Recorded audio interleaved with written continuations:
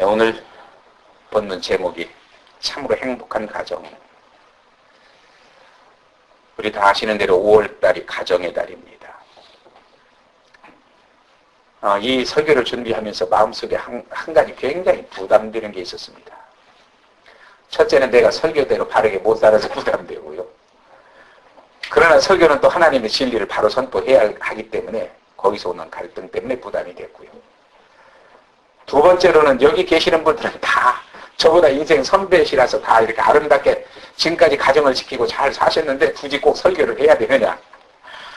그래도 마음속에 생각하기를 우리 막내가 오면 막내하고 우리 부부하고 우리 유광도사님 부부하고 우리 그렇게 5사람을 위해서 설교해야 되겠다. 그런 마음을 먹고 생각해 봤습니다. 아무튼 그러나 우리 고사성에 그런 말 있죠. 공자 앞에서 문자 쓴다. 참 의미 없다. 그런 말이거든요.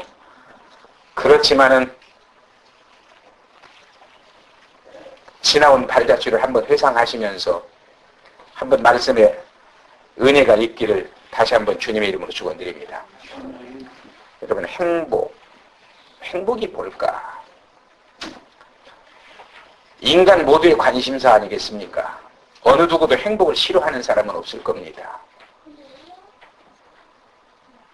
행복이 뭘까? 인생 누구든지 목표로 붙잡은 인생 최고의 목표라고 말씀을 드립니다. 가장 아름다운 삶의 정상이라고 말씀을 드립니다. 그러기에 누구나 그 행복을 어떻게 하면 얻을까? 어떻게 하면 붙잡을까? 얼마나 붙잡을까? 언제 붙잡을까? 고민하고 힘쓰며 사는 것이 삶이다.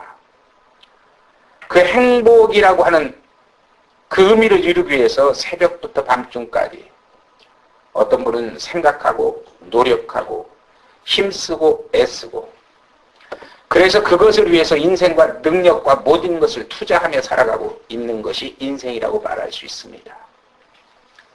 이 범주에서 여기 계신 여러분과 저도 벗어나지 못하고 바로 그 모습이 오늘 내 모습이고 우리의 모습이라는 사실을 다시 한번 상기하면서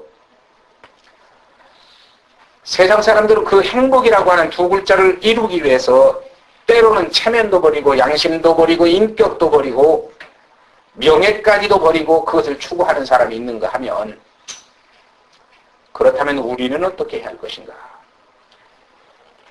그 마음의 결단이 내 마음속에서 이루어지는 그런 은혜롭고 복된 시간 되시기를 주님의 이름으로 축원드립니다. 사전을 한번 봤습니다. 과연 행복이란 사전에서는 뭐라고 썼는가? 부족함이 없는 복된 생활에서 만족과 기쁨을 느끼는 흐뭇한 상태라 그렇게 썼어요. 그 얘기를 놓고 한참 묵상을 해봤습니다. 이제 이보다도 훨씬 더 아름다운 미사역으로 써서 행복을 표현할 수도 있었을 텐데 상당히 제 마음속에서 제가 생각하기를 간략하게 했구나 하면서 이것을 음미해 볼수록 상당히 매력 있는 표현이다. 부족이 있으면 행복이 있을 수 없잖아요. 복된 생활이 아니면 행복을 느낄 수 없잖아요. 만족과 기쁨을 느끼지 못하면 행복할 수 없잖아요. 그런데 그것을 다 느끼고 갖고 소유하면서 마음속에 느끼는 그 흐뭇한 상태, 과연 그게 행복이겠다. 그런 생각을 해봤습니다. 그것이 행복이라고 한다면 부연해서 말씀드리고자 하는 것은 이 행복한 가정, 즉 가정의 행복은 의용적인 것을 이루어지는 것이 아니라는 사실입니다. 밖에서 무엇이 주어져서 얻어지는 것이 아니라는 사실입니다. 그런데 많은 사람들이 밖에서 얻는 걸로 착각하니까 그저 뭔가 갖고 소유하고 뺏으면 내가 행복하리라 믿으니까 악착스럽고 비인간적이고 그래서 물고 찢고 싸우고 그런 전쟁터를 만드는 거 아닌가. 그런데 사전적인 의미를 보든지 성경적인 의미를 보든지 간에 행복이라고 하는 것은 안에서 우러나오는 것이다. 그런 말입니다. 안에서 이루어지는 것이다. 그래서 우리 유교적인 전통을 가진 우리 대한민국의 가정이라고 하면 아버지가 가부장이시죠. 그래서 아버지 비위 하나 맞추기 위해서 온 가족이 전전긍긍하면서 살았습니다. 지금 우리 세대는 뭡니까? 분기점이라고 할까요? 그래서 한쪽으로는 그 아버지의 가부장적인 사고가 있어가지고 대우받지 못하고 인정받지 못하면 화나고 그저 행복을 못 느끼죠. 그러나 또 요즘 세상 문화에 따라서는 그것을 바꿔야 한다는 것을 또 가장 절실하게 느끼면서 고통당하는 게 또 우리 세대라서는 그렇게 표현을 합니다. 아무튼 행복한 가정이라고 하면 아버지가 가부장적인 권위를 누리고 사시든 어머니가 정말로 어머니라는 권위를 내세워서 그냥 자녀들을 그저 훈계하면서 억압하면서 사시든 아니면 형이 동생들 앞에서 우월감을 갖고 살든 어떻든지 간에 어느 한 사람만 그 흐뭇함을 느낀다면 그건 진정 행복한 가정은 아니다, 그런 말씀입니다. 그러면 행복한 가정은 어떤 것이 행복한 가정일까? 나름대로 생각해 볼 때 온 가족 구성원이 같이 흐뭇함을 느끼고 살 수 있는 가정, 그것이 진정한 행복한 가정이 아닐까? 아버지는 아버지대로 뭔가 가정 안에서 흐뭇함을 느끼시고 어머니는 어머니대로 뭔가 흐뭇함을 느끼시고 자녀는 자녀대로 흐뭇함을 느껴서 정말로 아름답게 평화롭게 사는 그것이 행복한 가정이 아닐까? 결코 어느 누구도 군림하거나 지배하는 일이 없고 어느 누구도 소외되거나 힘들어하는 일도 없고 다 같이 가정에서 기쁨과 행복을 느끼고 살게 만드는 이런 행복한 가정이 우리 성제복음 선교교회 성도인 여러분과 그리고 저의 가정이 될 수 있기를 주님의 이름으로 축원드립니다. 아멘. 그래서 행복이라고 하는 것을 저는 1차적으로 생각해 봤습니다. 이게 가치 면에서 보면 2차적인 것이 되겠지만은 저는 순서 면에서 1차적인 것은 뭐냐, 육신의 소욕을 얻어서 세상 것을 먹고 마시고 즐기는 일에 부족함이 없이 그리고 본능적으로 타락한 쾌락은 아니지만은 그래도 쾌락을 누리며 대우받고 인정받으며 풍요 속에 사는 그것이 1차적으로 우리가 추구하는 행복이 아닐까.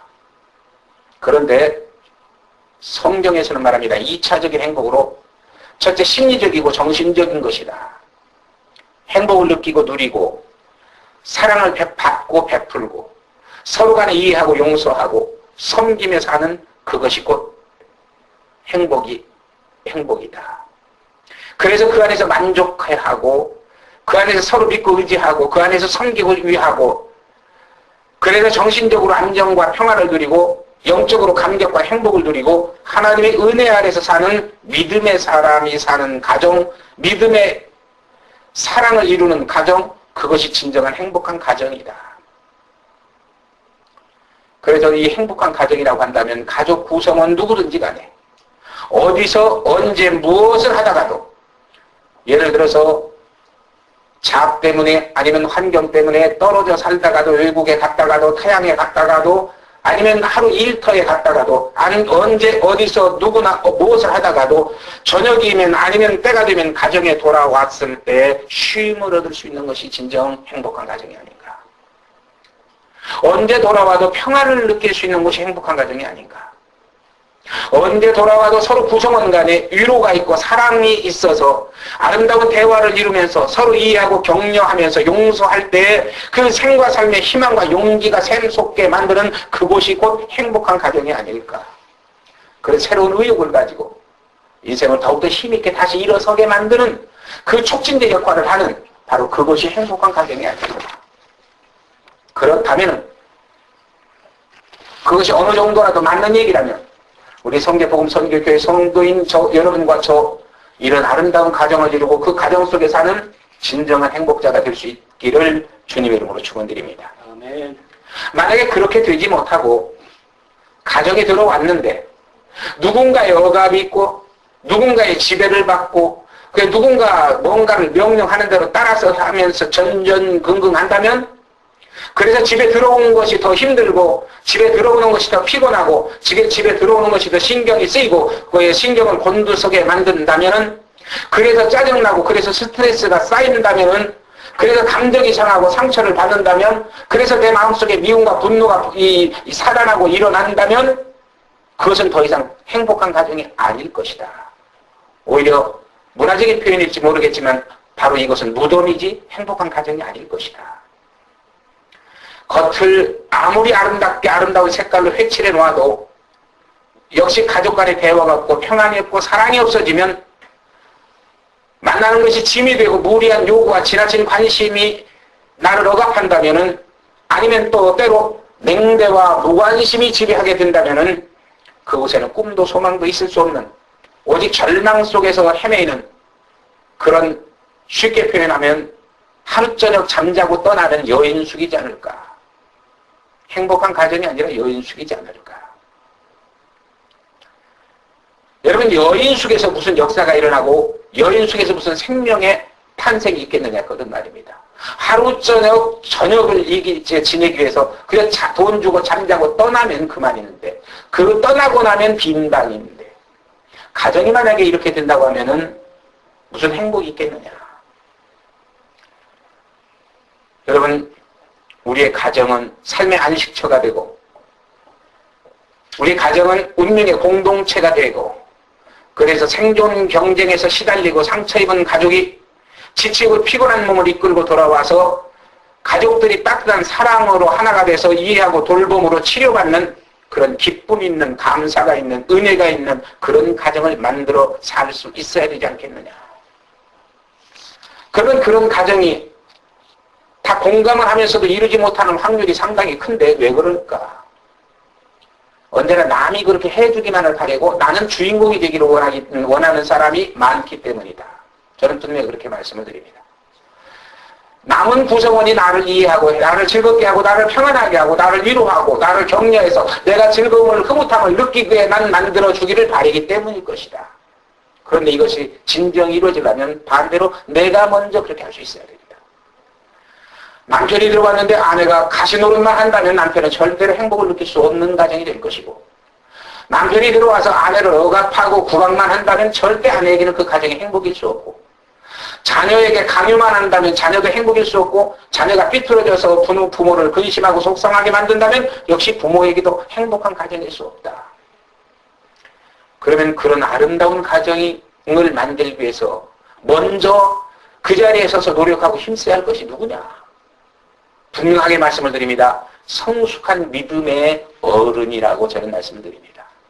자녀들이 먼저 그렇게 하기는 어렵습니다. 부모가 먼저 그렇게 돼서 자녀들을 보는 데서 그 모습을 보임으로 인해서 자녀들도 본받고 배워서 부모와 자녀가, 부부가 정말로 그런 아름다운 인성을 갖고 아름다운 신성을 갖고 주님의 은혜 속에 살 수 있는 그런 삶이 될 때 진정 행복한 가정을 이루고 그 복을 누리고 사는 복된 우리가 될 수 있을 줄 믿습니다.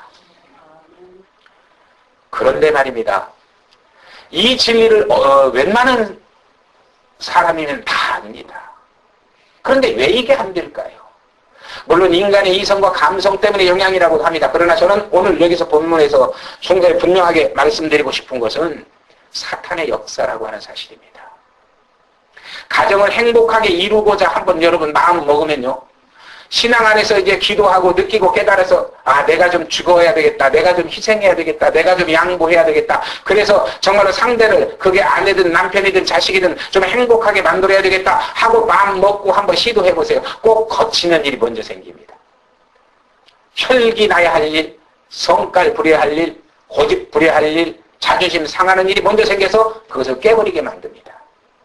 이것을 저는 사탄의 역사라고 그렇게 표현을 합니다.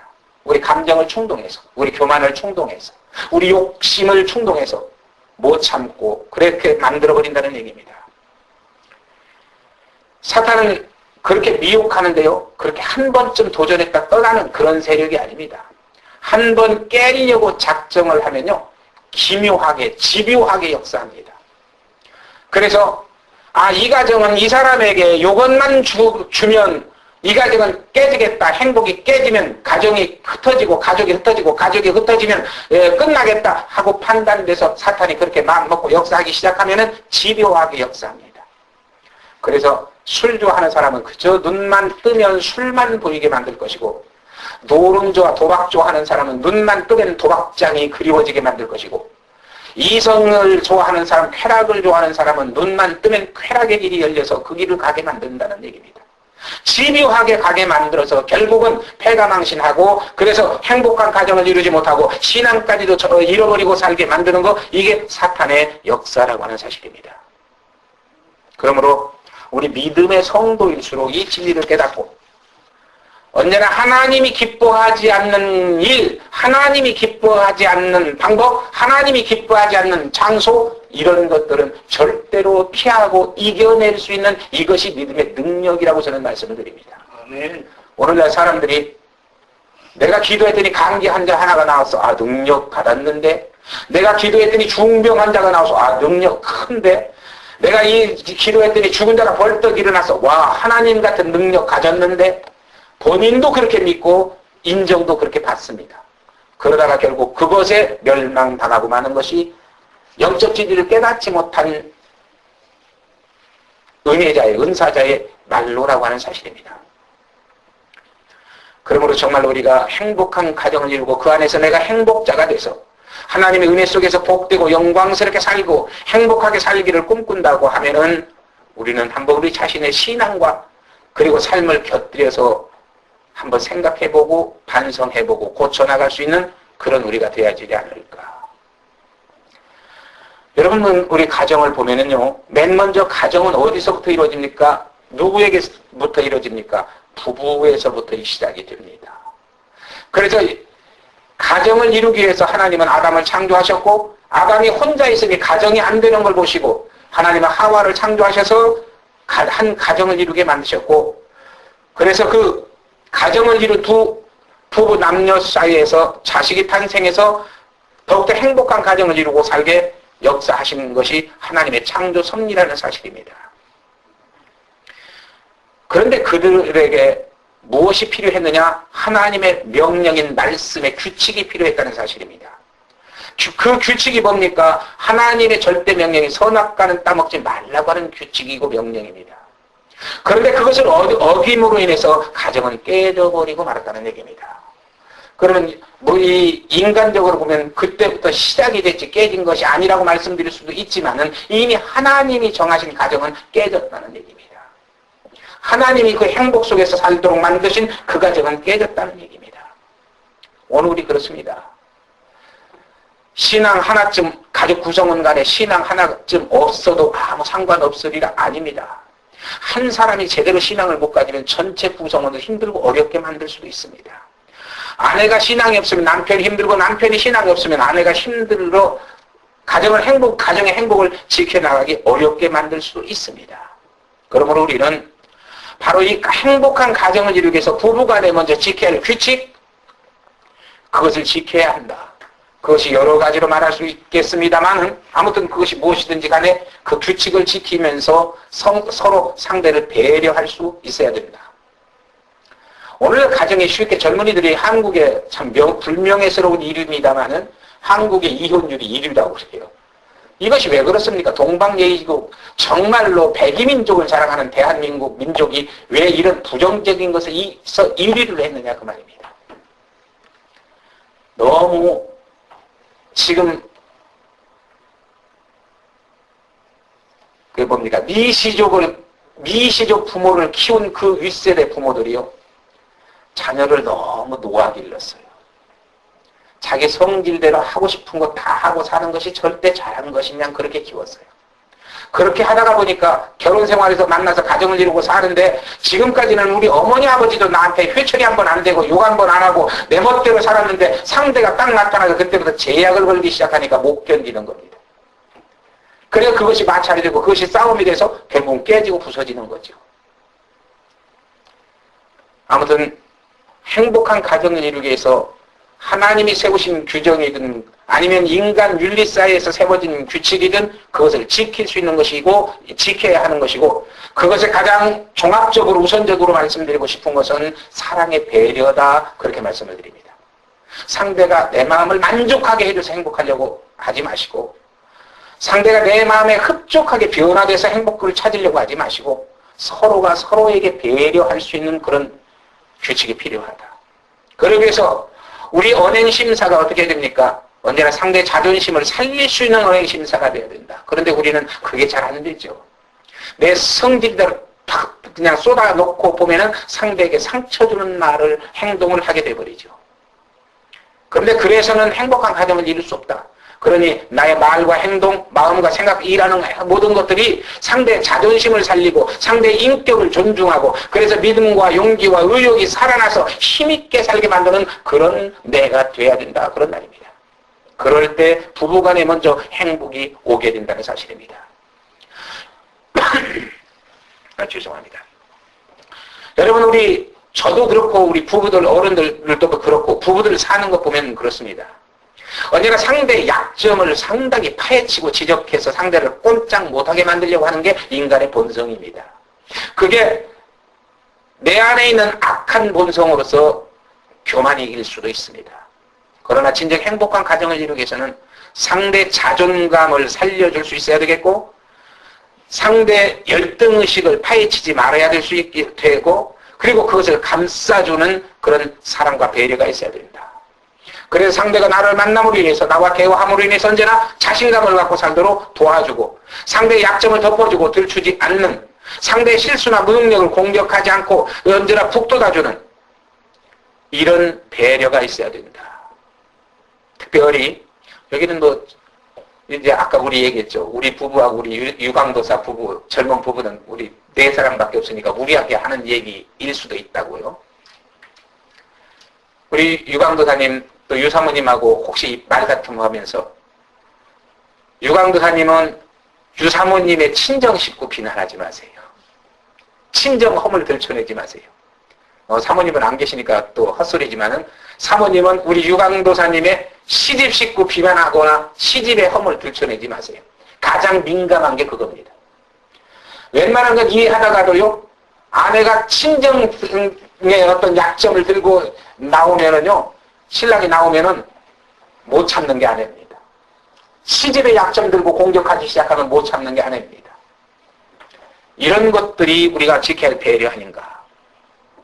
지난주에 부모와 자식 간의 관계에서는 말씀을 드렸습니다만은 또 가족의 그 구성원이 어디서부터 시작이 됩니까? 부부가 있다고 하면은 부모와 자식 관계에서부터 시작이 됩니다. 그런데 자식도요, 어릴 때 성격이나 인격이나 정도를 걷게 하기 위해서 바른 길을 가고 바른 삶을 살게 하기 위해서는 때로는 엄한 채찍도 필요하다는 겁니다. 저는요, 요즘 한국 보면은 좋은 점도 있지만 참 안타까운 게 선생님이 제자를 손을 못 대게 만들어 놓은 거예요. 그러니까 이제는 거꾸로 돼갖고 제자가 선생을 놀리고 제자가 선생을 희롱하고 제자가 선생을 때리는 시대가 되어버렸어요. 그러니까 선생도 그런 꼴 안 당하려니까 어떻게 합니까? 아예 간섭을 안 해버리는 거죠. 그것이 사회적으로도 확산이 돼가지고요. 지금 어린애들을 둔 엄마들이요. 자기 자식 아무 소리 못하게 만듭니다. 어디 공공장소에 가서 아무리 설치고 날뛰어도 누가 제약을 안 합니다. 왜? 제약하면은 어머니들 언필증 나오는 얘기가 겁니다. 당신이 뭔데 남의 자식 간섭하냐고. 아니, 이런 공공장소에 이러면 되겠느냐고. 내 자식 내가 책임질 테니까 걱정 말으라고. 아니, 이런 거 부수면 되겠냐고. 내가 돈 주고 사주면 되지. 당신이 왜 걱정하냐고. 간섭하냐고. 이러다 보니까요. 그런 거 봐도 목사는 언제나 어그러진 걸 지적하고 바로 잡아야 한다고 하는 게 사명감인데 그걸 못합니다. 목사도요. 그러다는 봉변당해요. 그러니까 아예 모른 척하고 지나갑니다. 길에 가다가 아무리 참 볼상 사람은 일어나도 간섭 않고 그냥 지나갑니다. 예, 그게 아멘이 될지는 모르겠습니다만은 아무튼 지금 시대가 그래요. 절대로 행복한 가정을 이룰 수 없는 원인입니다. 그것이 오늘날 그대로 우리 가정에 이루어지고 있다는 사실입니다. 또 하나, 자녀들에게요, 비교하지 마셔야 됩니다. 이제 우리 유광도사님, 여기 이제 자녀를 진짜 교육하는 건 우리 유광도사님인데, 승빈이를 동생이 생기면 동생하고도 비교하지 마세요. 일가 친척에 비슷한 또래 있으면 또래하고도 비교하지 마세요. 친구하고도 비교하지 마세요. 비교하면요, 비교한다는 자체는 벌써 내 자식의 뭔가 약점을 지적한다는 것이 되고 공격한다는 것이 되는데 그러면 고쳐지느냐? 아닙니다. 절대 안 고쳐집니다. 오히려 삐뚤어집니다. 그리고 비교당하는 그를 원수로 취급해버립니다. 성경에서 부모가 그 비교로 자식 농사 실패한 게 바로 누굽니까? 이삭입니다. 이삭의 부부가 야곱과 에서를 항상 비교했습니다. 그래가지고 이삭은 자기 성격에 맞는 에서를 사랑했고 리브가는 자기 성격에 맞는 야곱을 사랑했어요. 비교하니까 편애가 되는 거죠. 비교하니까 편애가 되고 편애가 되니까 형제가 원수돼 버리는 겁니다. 여러분 정말 우리가 이런 것들을 절제할 수 있어서 행복한 가정을 이루기 위해서는 서로 배려할 수 있는 것들이 절대 필요하다. 그래서 부모 자식 간에는 저는 말씀을 드립니다. 부모는요 자식의 눈높이로 낮춰야 하는 것이 가장 우선적인 해결이다. 내 입장에서 자식을 너무 윽박질러도 안 되고 그렇다고 해서 또 자식 편에 완전히 서서 무조건 옳다고 하는 것도 안 되고 아무튼 주 안에서 하나님의 진리의 말씀대로 양육할 수 있는 그것이 행복한 가정을 이루는 첩경이다. 그래 다시 본문에 돌아옵니다. 참으로 행복한 가정을 위해서 그러면 우리는 어떻게 해야 할 것인가? 오늘 본문 21절에서 24절 내용을 요약해서 보면 핵심적으로 말씀하시는 것이 있습니다. 아내들에게 복종을 요구하십니다. 본문을 읽어보겠습니다. 아내들이 자기 남편에게 복종하기를 주께 하듯하라. 이는 남편이 아내의 머리됨이 그리스도께서 교회의 머리됨과 같음이니 그가 친히 몸의 구주시라. 교회가 그리스도에게 하듯 아내들이 또 범사에 그 남편에게 복종할지니라. 그런데 여기서 중요한 것은 남편이 아내의 머리가 된다는 것이 아닙니다. 여자가 남자보다 열등하다는 얘기도 아닙니다. 남자가 여자보다 우등하다는 얘기도 아닙니다. 남편에 대한 아내의 복종이 일방적이거나 맹목적인 것도 아닙니다. 고린도전서 11장 3절에서 말씀을 우리가 같이 생각해 본다면 이게 하나님의 창조 원리라는 사실입니다.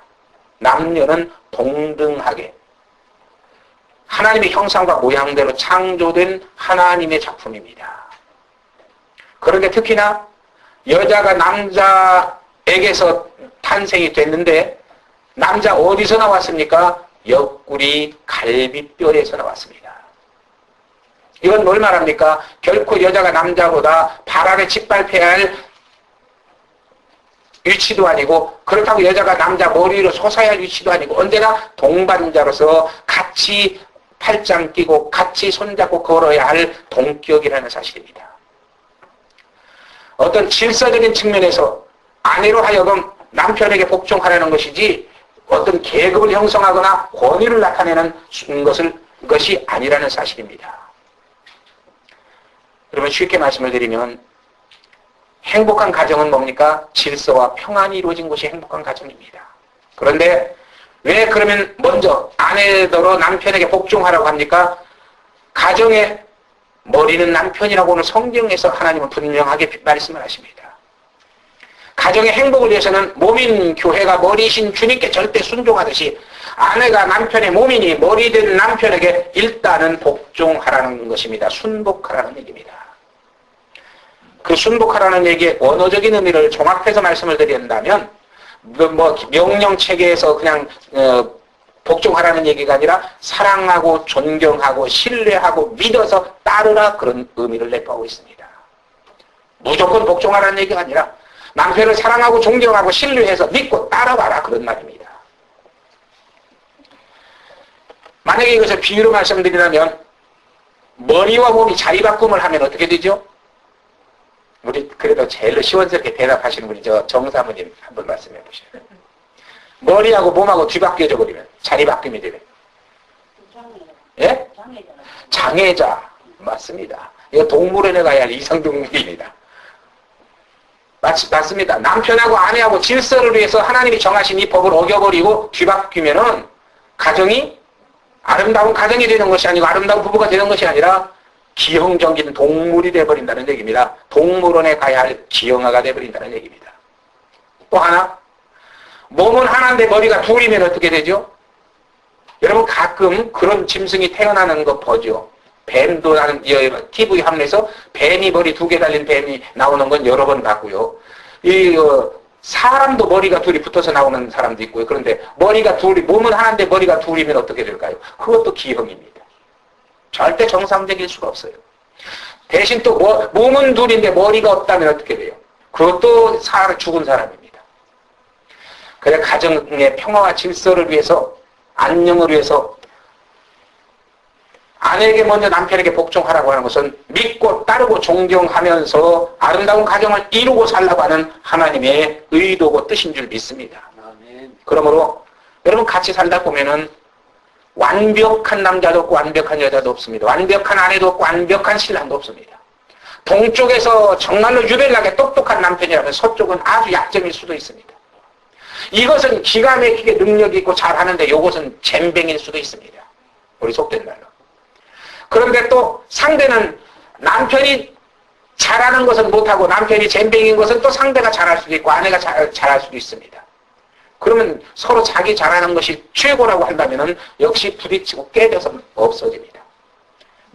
내게 약한 것, 상대가 강한 것이 있으면 그것이 조화를 이루는 줄 믿습니다. 서로 믿고 서로 의지하고. 그래서 아름다운 교제를 이루어가면서 사는 이것이 행복한 가정을 이루는 첩경이라는 사실입니다. 그 예로 한 두세 가지만 말씀을 드립니다. 첫째, 여기서 아내더러 남편에게 복종하라고 했으니까 말씀입니다. 남자는요, 뭐에 약한 줄 아십니까? 우리 유광구사님, 남자는 뭐에 약해요? 여자에 약해라. 그런데 내가 원하는 대답은 남자는 칭찬에 약합니다. 그래서요, 설령 잘못한지 뻔히 압니다. 그런데도 그냥 딱 시침이 떼고 칭찬해 보세요. 그러면 남자 그냥 머리 숙이게 돼 있고 그 다음부터 잘하게 돼 있어요. 그런데 딱 꼬집어서 지적해 보세요. 잘못을 훤히 알면서도 튕겨집니다. 남자의 자존심이라고 하죠.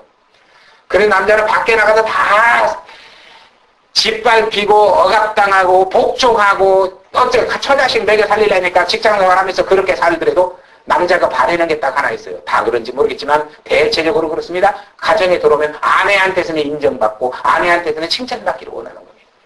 그런데 밖에서 눌려 지내는데 집에 와서도 아내가 그저 만나자마자 그냥 공격하고 헐뜯고 핥힌다고 하면은 무슨 가정에 돌아올 재미가 있고 기분이 있겠습니까? 죄송한 표현이지만 그러니까 남자가 밖으로 돌아요. 밖으로 도니까 제가 가끔 얘기하죠. 동물의 왕국에서 보면은 밖으로 도는 짐승은 악한 짐승에 잡혀먹히게 돼 있어요. 악한 짐승의 역할을 하는 사탄에게 잡혀서 삼천포로 빠지게 돼 있습니다.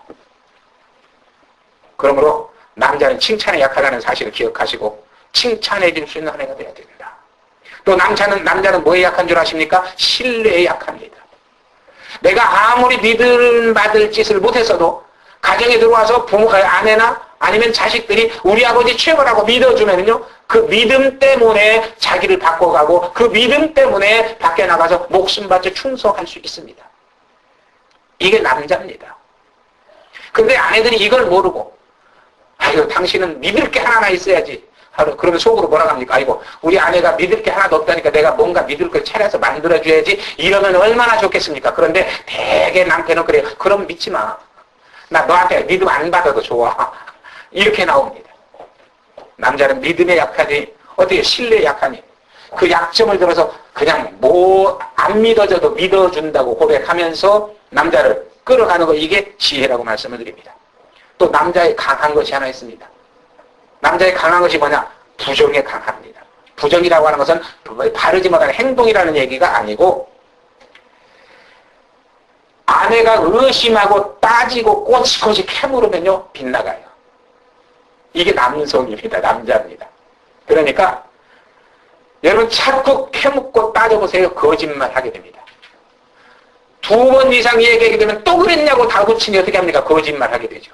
거짓말 하기 시작하면 이제 거짓말 한 번 하면요, 그것을 감추려면 일반적으로 최소한 몇 번 거짓말을 해야 한 번 거짓말이 감춰지는지 아세요? 예? 몰라요? 예? 안 세어봤어요. 안 세어봤어요? 최소한 8번. 동서남북, 동서간, 남북간, 서남간, 이 8곳은 막아야 보호가 됩니다. 그러니까 한 번 거짓말 한 것을 감추려니까 계속 거짓말하게 되는 거예요. 나중에는 사기꾼 되어버립니다. 예. 그러니까 믿어주라는 거예요. 그냥 막 지적하고 정죄하는 것이 잘 똑똑한 것이 아니고 남자를 알아서 믿어줘야 한다. 그 다음에 두 번째로 행복한 가정을 위해서 오늘 본문에 뭐라고 말씀하십니까? 25절이야 28절에 보면은 남편들에게 이제는 사랑을 요구합니다. 아내가 남편을 믿고 따라주고 순종하고 복종해서 아름다운 가정을 이루려고 할 때 남편이 해야 할 일이 있다. 그건 뭐냐? 아내를 전적으로 사랑해 주라는 겁니다. 자칫하면은 아내들이 복종하라 이 한마디 갖고 성경 갖고 설교하면서도 이 한마디 갖고 아내를 그냥 사정없이 휘어잡아서 남편을 어떤 뭡니까? 남편을 위해서 태어난 아내 취급을 하는데 그건 아니라는 얘기입니다. 사랑해줘야 된다. 25절이나 28절을 봉독하면 남편들 아내 사랑하기를 그리스도께서 교회를 사랑하시고 위하여 자신을 주시는 같이 하라. 이는 곧 불로 씻어 말씀으로 깨끗게 하사 거룩하게 하시고 자기 앞에 영광스러운 교회로 세우사 티나 주름 잡힌 것이나 이런 것들이 없이 거룩하고 흠이 없게 하려 하심이라. 이와 같이 남편들도 자기 아내 사랑하기를 제 몸같이 할지니 아내를 사랑하는 것이 곧 자기를 사랑하는 것이라. 그렇게 하나님은 말씀하고 계십니다. 여러분, 교회에 대한 주님의 사랑은요, 자기 생명까지도 내어주신 사랑입니다. 무조건 조건 없이 무조건적인 사랑입니다. 자기를 완전하게 헌신하고 희생한 헌신적이고 희생적인 사랑입니다. 이 진리를 깨닫고 남편들이 이제는 아내를 종이나 일꾼 취급하지 말자는 얘기입니다. 함부로 대하고 가볍게 취급하지 말자는 얘기입니다. 말라는 얘기입니다. 힘들고 어렵게 하는데 언제나 자기 몸을 해치고 상하게 하는 그런 자해 행위를 하지 말자는 얘기입니다. 그래서 주님이 교회, 즉 성도를 위해서 아낌없이 헌신하고 희생해 자기를 희생했듯이 한 가정의 행복을 위해서 이루면 내가 행복하니 내 행복을 위해서도 아내를, 즉 주님이 교회를 사랑하는 것 같이 사랑하라, 즉 자기를 희생할 줄 알라, 그런 얘기입니다. 그런데 대개 지금 약소민족은 아직도 그 모습이 여실히 드러나고 있죠. 그래서 아랍권에서는 언제나 지금도 여자를 완전히 이건 물건 취급하고 종 취급합니다. 그 여자는 자기 마음대로 아무것도 못하게 만들죠. 이거 그들이 아무리 알라 신을 믿고 하나님을 잘 믿는다고 해도 이 부분에서는 절대적으로 잘못입니다. 여러분, 남편들은 머리가 몸을 책임지듯이 모든 몸의 보호를 누가 합니까? 지시를 머리에서 하잖아요. 그와 마찬가지로 아내를 책임지고 사랑하고 보호하고, 그래서 아내가 안정과 평안을 누리게 만들고 아내가 행복하게 만드는 것, 이것이 누구의 사명이라고 말씀입니까? 남편의 사명이다. 그 사명의 매개체는 뭡니까? 사랑이라는 겁니다. 그런데 우리 아버지 세대를 보면, 아니 지금 우리 세대도 아마 그런 것들이 많을 겁니다. 세상에는 남자들이 밖에 나가서 직장을 갔든 사업을 하든 돈 벌어다가 아내 주면 그걸 의무가 다 한 줄로 알아요. 그러면서 조금만 저거 하면은 넌 집구석에서 뭐하냐 하는 것이 있어야지. 내가 돈 다 쎄가 빠지게 벌어다 줬는데 넌 뭐 했냐? 이렇게 구박하죠. 아닙니다. 여러분, 여기서 이제 미국은 그걸 남자들이 많이 느끼게 되는데 가사를 해보세요. 아내를 알게 될 겁니다. 제가요, 집에서 저는 이제 살림을 안 했어도 집안일을 하다가 보니까 애들 일 한두 가지 부탁받으면 두서너 가지 돌아다니면서 하면 하루가 버려요. 집안에서 어쩌다 한 번씩 청소할 때 있죠? 청소하면 땀을 뻘뻘 흘리죠? 그때 아하, 참 아내들이 힘들었구나. 아직도 나는 반찬 같은 거, 밥 같은 걸 할 줄도 모르지만요. 그래서 참 먹을 때마다 속으로는 감사하는데 아직도 나도 모르는 게, 입으로 좀 나타내서 감사를 더 많이 하면 얼마나 좋아요. 근데 속으로는 감사하면서 입으로는 잘 안 해. 마음속으로 하면서도 겉으로는 잘 안 해. 그런데 아무튼 아내가 기쁨을 느끼고 행복을 느낄 수 있게 사랑 고백을 많이 하면 많이 할수록, 우리 가장 젊으신 우리 유광도사님, 그저 사모님에게 많이 고백하세요. 예. 아침에, 그래서 우리 통계도 나와 있잖아요. 출근할 때 I love you 하고 남편이 출근하면 아내는 하루가 행복이 샘솟는다고. 그래서 병도 없어지고 건강하고 행복하게 산다. 그러니 어떻게 저녁에 들어와서도 여보 사랑해, 오늘 당신 수고해서 이런 정도 해줄 수 있어야죠. 아멘이십니까? 네. 이것이 행복한 가정을 이루는 비결이라는 얘기입니다. 그래서 그렇다면은 아까 남자의 약점을 말했는데 아내의 약점은 뭡니까? 아내의 약점, 사랑입니다. 그래서 사랑을 고백해주는 사람에는 쉬이 넘어가요. 여러분, 남녀가 만났습니다. 나이가 들었든 안 들었든 간에 남녀가 만났습니다. 어떤 일로 인해서, 어떤 관계로 인해서 만났습니다. 그런데 처음에는 전부 견제하고 재고 저 사람이 어떤 사람인가 파악하고 하느라고 가까워질 수가 없어요. 그런데요, 상대가 사랑을 관심으로 보이고 그러다가 이제 조금 마음이 열리면 사랑을 고백해보세요. 금방 하나 돼버립니다. 이게 바로 여자는 사랑에 약하다는 거예요. 그래서 남편이 사랑을 고백하고 사랑해 줄 수 있는 그런 남편이 돼야 된다. 그저 뭔가 요구만 하지 말고 아내의 실수를 지적만 하지 말고 투정 부리지 말고 정말로 감싸고 끌어안을 수 있는 그런 남편이 돼야 된다. 몸 없는 머리는 죽은 것 같이 아내 없는 남편 참으로 비참한 죽은 몸들입니다. 우리 속담에 있죠. 혼자 사는 여인은 쌀이 서말이고 금이 한 양인데 혼자 사는 남자는 이가 서말이고 뭡니까? 남자 없는 여자 참 비참하고 무력해집니다. 그러니 어때요? 아내에게 사랑을 많이 고백해야 된다 그런 말씀입니다. 또 여자의 아내의 약점이 있습니다. 그건 뭡니까? 내 얘기를 들어주면 아내는 행복해합니다. 그런데 남편은 딱 그러죠. 벌써 얘기 딱 두 번째만 들으면 그러니까 쓸데없는 얘기 아니면 지난번에 한 얘기 또 한다고 그냥 욱박질해서 못하게 만들어버리죠. 저도 지금 이런 지적을 많이 받습니다만 나도 욱박질해서 못하게 한다고. 그런데 알면서도 가끔 그러는데 아무튼 그래요. 상대 얘기를 들어줘요. 옛 속담에 말이 있습니다. 아내가 이 얘기할 때는 개똥 굴러간다고 가는 얘기를 해도 그냥 듣고 웃어주라고. 그러면 그 개똥 굴러가는 얘기 아무것도 아닌데 그거 하면서 내 남편이 듣고 웃어주면 거기서 하루 스트레스가 풀린다. 예. 아무튼 상대 얘기를 들어줄 줄 아는 남편이 되자는 말씀입니다. 그리고 아내가 신경 쓰는 일을 앞서서 해결해 줄 수 있는 남편이 된다면 금상첨화겠죠. 아무튼 이 아내와 남편을 곁들여서 한 가지로 말씀을 드립니다. 이것은 제 얘기입니다만은 내 아내를 내 남편을 왕이나 왕비로 만들어 놓으면 나는 뭐가 됩니까? 왕이나 왕비가 됩니다. 그런데 내 남편이나 아내를 아니면 머슴이나 종으로 만들어 놓으면 나는 종의 남편이거나 종의 아내, 머슴의 남편이거나 머슴의 아내일 수밖에 없습니다.